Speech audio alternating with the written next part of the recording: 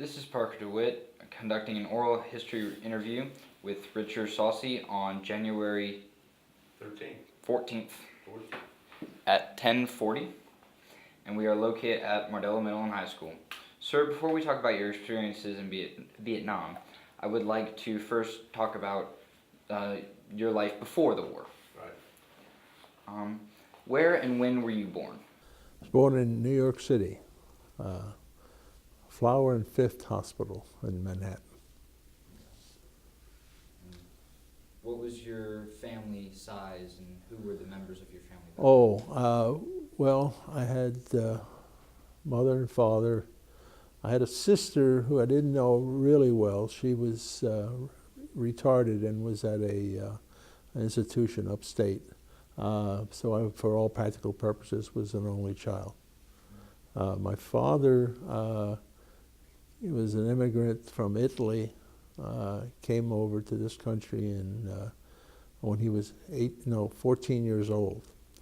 Worked in hotels and restaurants, and I think got paid the princely sum of, he came over in 1908, I think. He was paid the princely sum of $5 a week or something like that, and on that he was able to pay his room and board and send money back so his brothers could come over.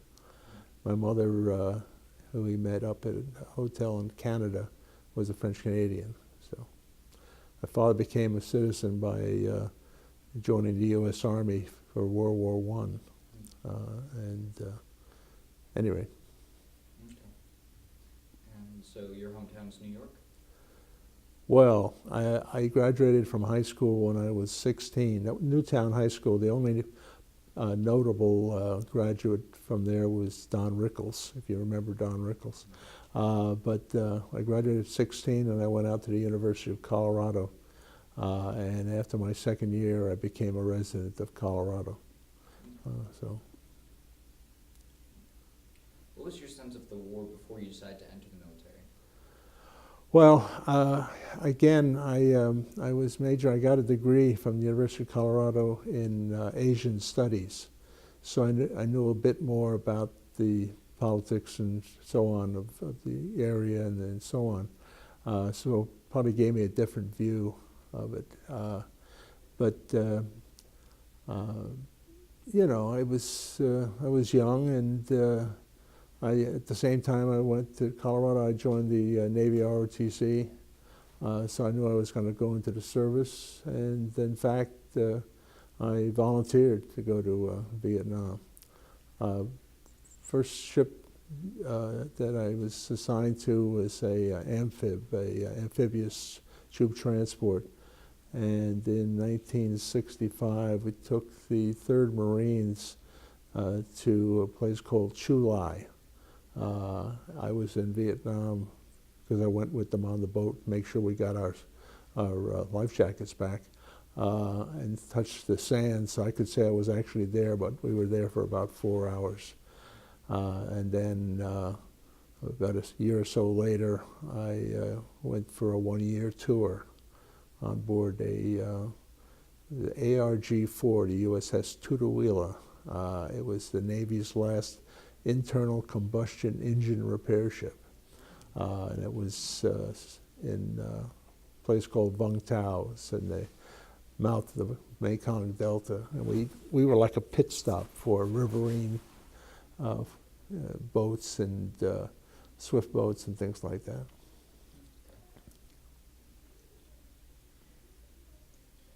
So what were your impressions on the draft before you, let's get that one. So you entered through Navy ROTC into the Right, right.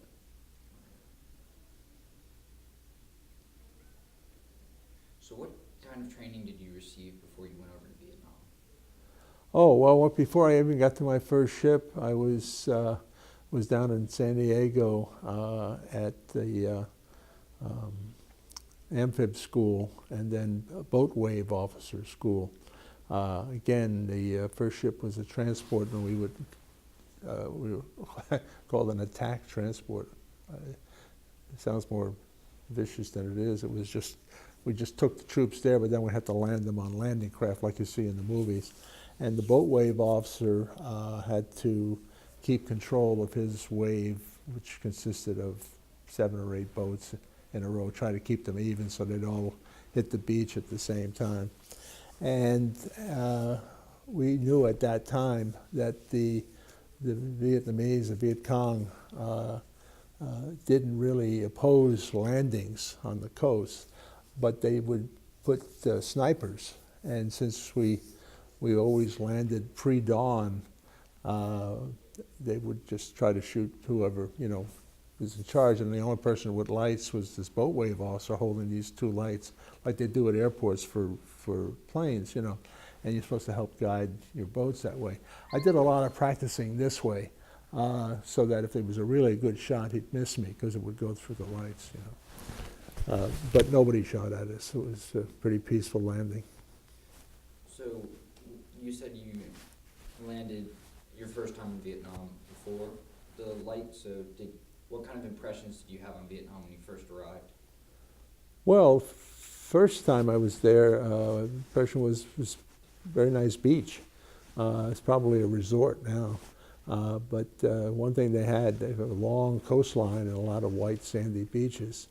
The second time I was there on the transport, where we spent the year there, we were anchored in a place called Vung Tau. And Vung Tau was an in-country R&R. In other words, after you were in country for a certain period of time, service people could go to different places for rest and recreation. I went to Australia, some went to Hawaii, different places. But for in-country, where it was a short whatever, they had this place right there in Vung Tau. And it was pretty peaceful. There was not much going on in Vung Tau. We always assumed that the Viet Cong were collecting taxes from the bars and things, and so they weren't going to disrupt their income source. Hold on just a second. Your mic is getting with your hands. It's getting interference. So I'm gonna move it up a little bit. So what was your daily routines when you were in Vietnam? What was what? Daily routines, things you... Daily routine. Well, daily routine. I was a deck officer, and as I say, we were like a pit stop. We would have boats, a lot of patrol boats, and they would always be running over Vietnamese fishing nets and running into one thing and another. So they'd come alongside us, again, with a repair ship. We'd pick them up out of the water. We'd push a pontoon. It was a rather large pontoon, maybe 40 feet. Set them down on set the boat down on skids, push them back over. Then the repair guys would go over sort of like ants, or pit crew, they'd go down there, and frequently it was the screws or the shaft that had to be removed, and they'd slap new ones in and take care of it, and then pick them up, put them back in the water. And we got it down to about an hour per stop. So, but daily routine, and then on top of that, we had to, as an officer, you had to stand watches and regular watches. We only got underway. Repair ships aren't doing their work if they're moving, so we didn't move a lot. But a couple times, one time we went over to a place called An Thoi, which was just to fill in for a ship that had to go get repairs. And An Thoi was interesting. It had 2 things. One was a Vietnamese prisoner of war camp, and the second was a Nook Mom factory. Now, I don't know if you've heard of Nook Mom. A Nook Mom is a rather sweet, nice, whatever tasting oil. It's like soy sauce, but it's the Vietnamese version. It looks like oil more. But they fermented, and they fermented with rotting fish heads and things. And you don't want to be downwind of a Nook Mom factory, which we frequently were because we were right off the, whatever. I do remember one time we had a beach party, and again, beautiful sandy beach, and we were playing volleyball and having a few drinks, and the water was just as clear as crystal. And I got out a fair distance when it dawned on me that one of the few places in the world where they have venomous snakes, water snakes, was Vietnam. and you don't survive their bite because they're not neurotoxin like a rattlesnake go to the blood system. They're a neurotoxin. They go after the nervous system. Anyway, so I did a hasty retreat. I didn't see any snakes, fortunately. So, but that was about it. We had one sailor who was, sort of sitting on the bow of the ship, and a sniper hit him in the, by sheer chance, must have fired it from miles away, in the knee. And other than that, the only casualty we had, I was not on the ship. I was away at the time, but the ship's doctor, who also was from Boulder, Colorado. Upstream from us was a place called Catlow. Catlow was a Coast Guard base, U.S. Coast Guard, but it had Vietnamese and it had Navy, patrol boats and so on. And it was the only place when they had the town was off limits because of Tet or one thing and another. They'd take a bunch of sailors there, and needless to say that they tended to get a little drunk. One of them fell off into the water and almost drowned, so they were rushing him to a hospital in town, and they were racing along. They had these things called jeepneys. Jeepneys are a sort of a motorcycle with a thing in the back where 5 or 6 people could actually sit. At any rate, it came around the corner, and the ambulance involved to miss them, hit a tree and a wall, and killed the driver immediately. Everybody that was in the back of the ambulance got thrown out the back, and the doctor who had gone along with them, he was killed, and I think another guy was killed. And the only person to survive it all was the drunk sailor. He, I guess, felt no pain. So, but that was our only casualty. We were, we were not, getting attacked on any kind of basis.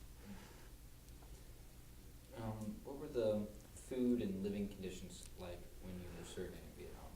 Well, I mean, at that time they had something they call recombined milk, which doesn't taste like milk. But we had, because a ship, we had air conditioning, and so it was pretty good. I mean, by comparison, they'd actually had people come to the ship, or other ships come to us for R&R. We had an ice cream maker, that gave us, special status, but it wasn't bad. When you were in Vietnam, what were your responsibilities on the ship and around the country? Around the country? Oh, in Vietnam? Yeah. Well, I had a number of different things. Junior officers, again, I was an ensign and then became a lieutenant JG. They give you all sorts of what they call collateral duties. So my main duty, of course, was the deck officer, taking care of deck operations and what have you. Then beyond that, I was the gunnery officer, which was kind of humorous because the biggest gun we had was a 3-inch World War II type, gun. They used to have 4 of them, but the one on the stern was removed so they could put a helicopter pad back there. And then the collateral duties, narcotics control officer duty, guys were shipping stuff home. I was responsible for that. Welfare and rec officer. In fact, in that particular role, I was able to find the NAV-4V, I think it was, who's the naval commander for the whole area. They had 40 Christmas trees and 40 boxes of decorations for us for the area, not just for our ship, but all the Navy facilities down there. So I had to go up, find a way to get up there, and then bring them back. Well, I got a helicopter ride up to Saigon to pick them up, and I got all my stuff, and now there's a question, how am I going to get them back? And I was talking to the sergeant who was at the air base, and he was not, particularly interested in my problem of getting all these boxes back. But finally, I told him how nice a tree and decorations would look in his office. I figured a sacrifice of one each was worth it. And so he agreed to let me get on one of this. It was an Otter. It's a small single-engine plane that the Army had. And at first the pilot was a little, but I showed him how light they were. There was really no weight. So we loaded them all on there, and I got them back down to Vung Tau in the area, and we got them distributed to all, whatever. So one of the more harrowing experiences. What were your impressions of the Vietnamese people when you were in Vietnam? Well, it's like anything else. Many of them were agricultural type folks. They weren't just trying to get by. There were a lot that had advanced educations. Many of them spoke French from the good old days. But we didn't have a whole lot of interaction with them. It wasn't, we sort of just did our job and whatever. Describe what kind of friendships you made with your fellow sailors when you were in Vietnam. Well, I think it's like anything else. One of my, again, better friends was the doctor, because he was from Boulder, Colorado, who got killed. But it's a funny thing.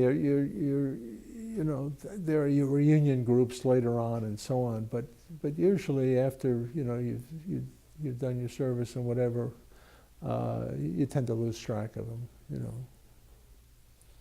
What were some of your favorite recreational options when you were in Vietnam?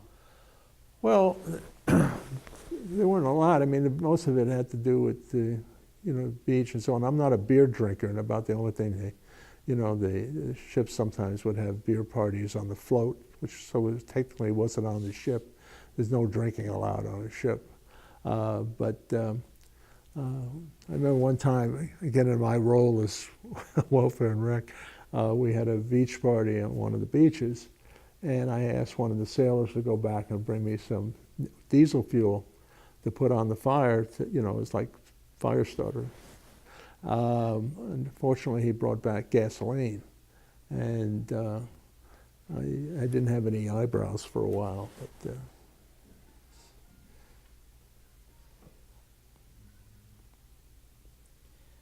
So what was your area of operations when you were in Vietnam? well, we were again pretty much in that Vung Tau area, that Mekong, mouth of Mekong, except for that one trip we did to Antoy for a few weeks. And then we actually did get, where the whole ship got to go as sort of as R&R, we went to Taiwan. And no sooner did we get there than a typhoon blew up, and we had to go back out to sea to ride out the typhoon. Now, keep in mind, this is an old ship. It was built like a commission 1944, and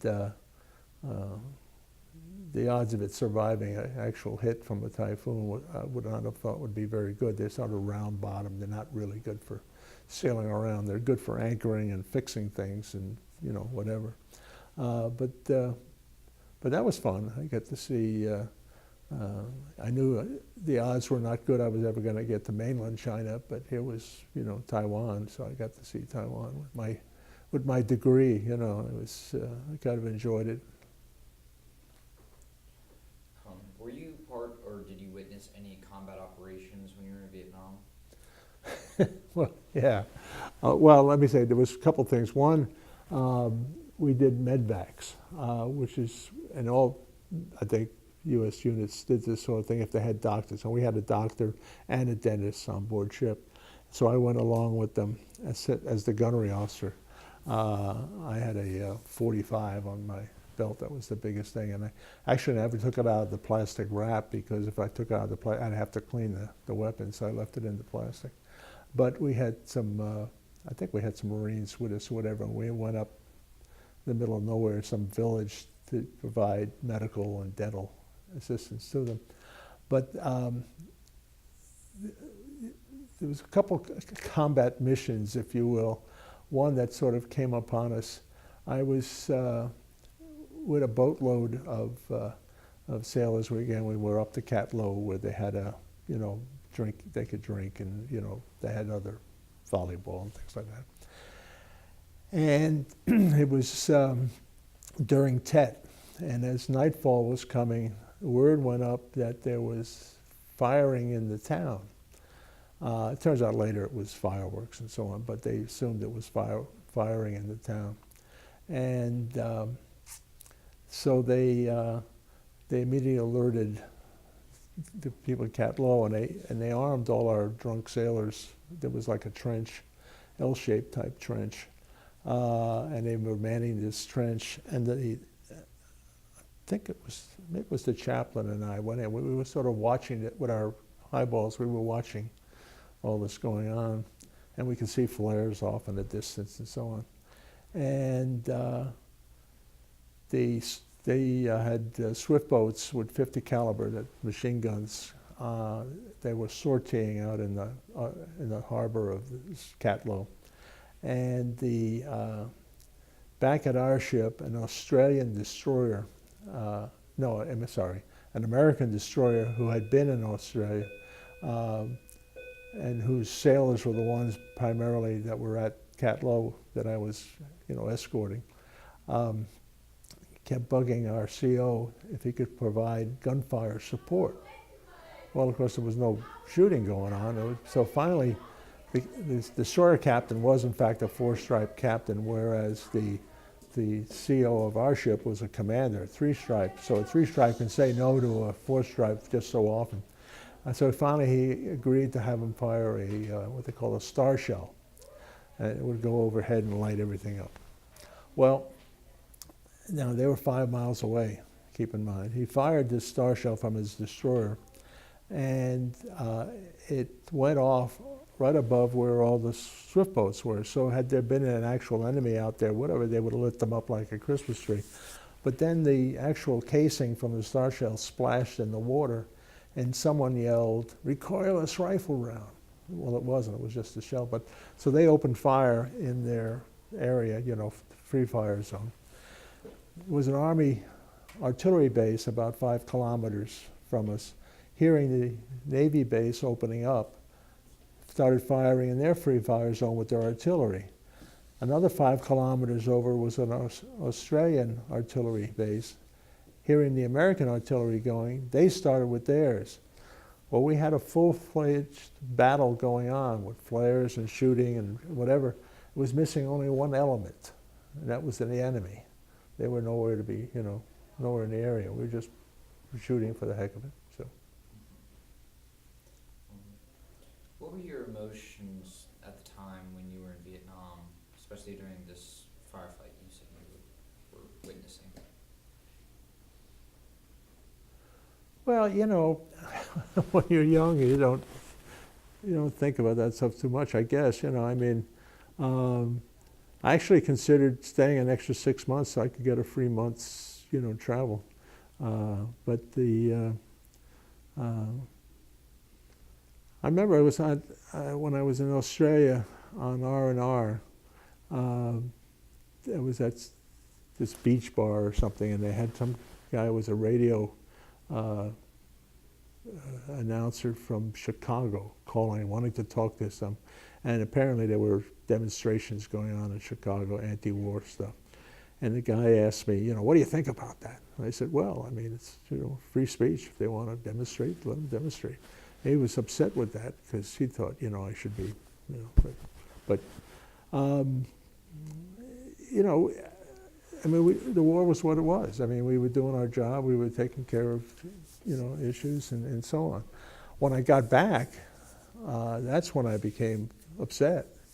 And when I saw people, like certain news people who were, talking about this, and I looked at the TV and I said, that's not going on. That's it's not real, they're making it up. And it turns out they were making it up. They were deliberately setting fires to villages just to create whatever. But at that time, I stopped, this is 1967 or so, I stopped watching network news and never did watch it after that. So, What would you say is your most vivid memory from Vietnam? I think I've told them all. I You might wanna, skip to the, like, toward the end, it talks about, like, coming home and I feel like he could really, Okay. Give us some ideas about, I'll start here. like, okay, Um, yeah. How much contact did you have with your friends and family back home in the U.S.? How much contact did I have with friends back home? Well, parents basically, but that was about it. I mean, I didn't have a lot of friends from New York because I left when I was pretty young to go off to college. And most of the friends I had in college were, in fact, I remember one night or one day when I was getting ready to go to R&R in Australia, they would send you to a place called Camp Alpha at Tonsanut Air Force Base. It was a transit type camp. And you get there one day and the next morning, the plane would, take off to wherever. And we're sitting there and they started to get shelled. Rockets and mortars and things like that. And so the sergeant came running through and he said, get on the deck and cover yourself with the mattress. So he did that. And the mattresses were like this, it was not much bigger than a good comforter, And it dawned on me that all this was going to do was sop up the blood if I actually got hit with something. It wasn't going to help protect me. So I got up and walked over to the officers' club. I'd been there earlier, but it was pretty quiet. And on the way towards it, I discovered all these Quonset hut, all the windows had been blown out from some shells. And I figured if I'd been in 15 minutes either way, I probably would have, got hit. But I spent the day there, and several friends from college were also there. One was in the Air Force, the other one was in the Army. So we had, had a few drinks. And that night, I was getting ready to go back to Camp Alpha. And they say, you can spend the night here. We have mattresses we put on the tables. I said, sure, And their mattresses were that thick. So the next morning I got up and was shaving. And we had all these Air Force Reserve people would come in on the weekends, fly in with stuff, and then fly out. And I was sitting there at the table eating my scrambled eggs and what have you. And we started getting this whump, whump, the rocket attack again. And they all got up by the walls, and I just kept eating. I figured, we got to do, walls going to help. And then it dawned on me, it's probably not a good idea for Navy Lieutenant J.G. to be, showing up these colonels and things. So I took my breakfast and ate it over there. When did you return home from Vietnam? 67, and I didn't experience any of the, returning home type stuff that a lot of veterans did, as far as people spitting at them or whatever. I don't know, maybe it's because of where we came in. I seem to remember we came into San Francisco, and I went to get my car. I had friends who lived in Oakland, of all places. And I had just gotten it was used, but I had gotten a Mercedes-Benz, a diesel, and I let them keep it for the year while I was in Vietnam. And the wife managed to let the oil run out, and it blew up my engine, so I was greeted with a $1,000 bill to fix my car. And anyway, so I drove back to Boulder, and I worked at a place in Boulder called The Sink. It was a beer joint. Now, and the reason I got hired, I think, was because I admitted to the owner I didn't like to drink beer. The minute I said that, he said, "You're hired." That paid for my salary alone. Back then, $1.25 an hour was a good deal. At any rate, I went back there, and I did hear some mutterings, you know, this is Boulder, Colorado, if you think about it, 67. When I walked in my uniform, and I went in the back, changed my clothes into what I used to wear at the sink, which was a cut-off, whatever, old jeans and so on, and went over to the table that was making noise and said, "You have something to say?" You know, at that time I was a big guy, you know. I was a bouncer, and they had nothing to say, so that was it.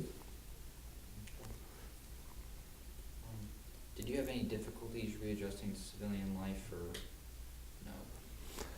Not that I know of, but because you're always the last to know.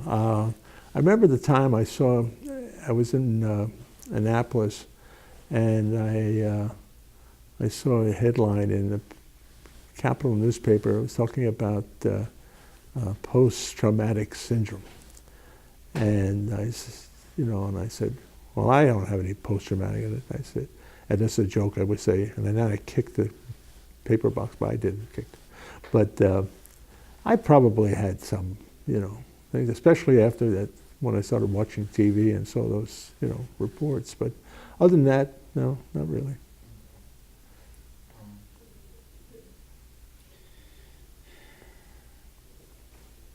Someone might wanna, Yeah, I'm trying to find. like this, like Okay. these, I think these two could end it up. Okay. In the end, what did the war mean to you and your generation? Oh, well, that's probably two different things. I mean,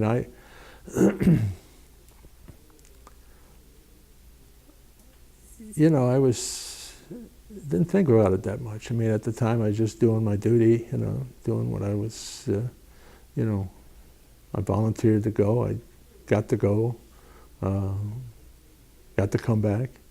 The generation, hard to say. I mean, a lot of people saw things, you know, differently. It's the old joke about the blind guys and the elephant. You know, they all feel different parts of the elephant. They all think it's something else. So I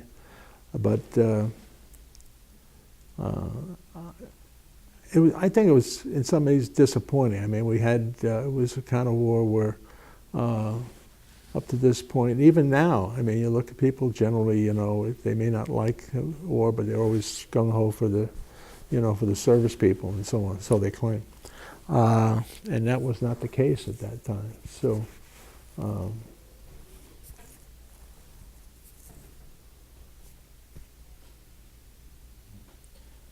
What lessons did you learn in Vietnam that you think should be passed on to future generations of Americans? Well, I guess, you know, we knew, or should have known, going into the war, that the people we were getting ready to fight were advocates of protracted warfare. By that I mean, they don't expect to win, you know, the first month, the first year. They just wear you down. And as Americans, we tend to like quick resolution. We're not very patient. I'm surprised to the extent that we're still involved in the Mideast in some ways. We just don't do well in those long, whatever. I mean, we're still in Korea, but we're not fighting, you know, all the time. And I think the lesson probably should be that what we need to do is to have a quick response, quick reaction, go do it. And if we have to go back and do it again every so often, so be it. But it's better than just letting it drag on and on and on. You know, in World War II, the Marines and the Army had different philosophies of capturing islands, Japanese-held islands.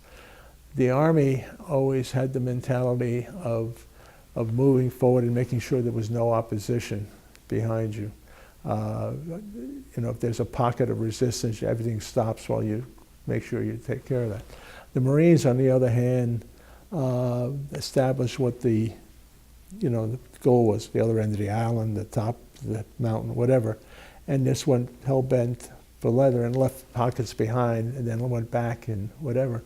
They took a lot of casualties that way, but they took a lot of casualties for one day. The Army, on the other hand, would take fewer casualties on a day, but would take a week or more, and each day when you finally piled up, they had taken more casualties, but it didn't seem as bad. I think that's what we have to learn, is if there's an issue, we've got to go take care of it and get ourselves out of there and not make it all-consuming, and then realize that nothing lasts forever and we may have to go back and do it again. That's at least my impression. Again, I don't think we've learned that lesson, unfortunately, and maybe it's because, you know, political leaders don't want to have a headline that says X number killed in one day. They'd rather have a fewer number and then have that headline every few days. I don't understand that. Was there any other thing that you wanted to be part of your oral history that? No, I guess I've seen all the you know, I've seen most of the movies, and I think there's a few of them that are good and a few of them that are bad, obviously.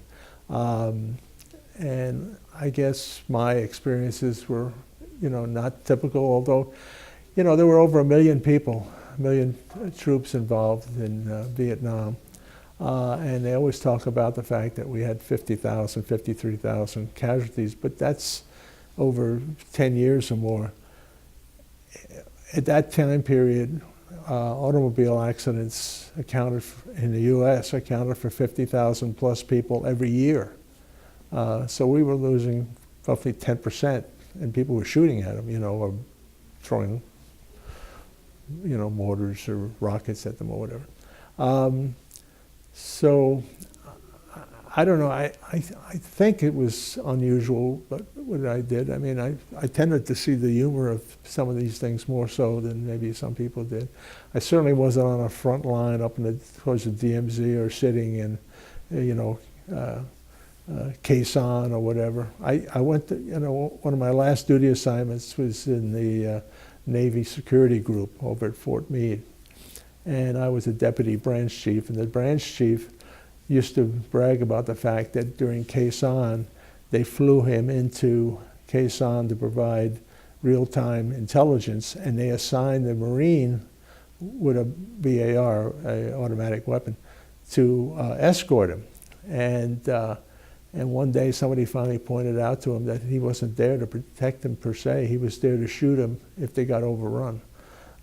So I wasn't in that situation. I mean, you know, if you get hit by a mortar 100 miles behind the lines, there were no lines to speak of. It doesn't really matter, but still, you know, it was a daily issue for them. And again, later in the war, as things, you know, I was going to say progress, as things got worse, especially in the certain areas, it probably was, you know, a lot of different story. But I, you know, my experience, I mean, I was ready to go back, you know, when the fall of Saigon occurred. I was on reserve duty someplace, and I would have signed up and gone back right then and there. So. Well, I definitely thank you for your service and your time for this interview. Sure.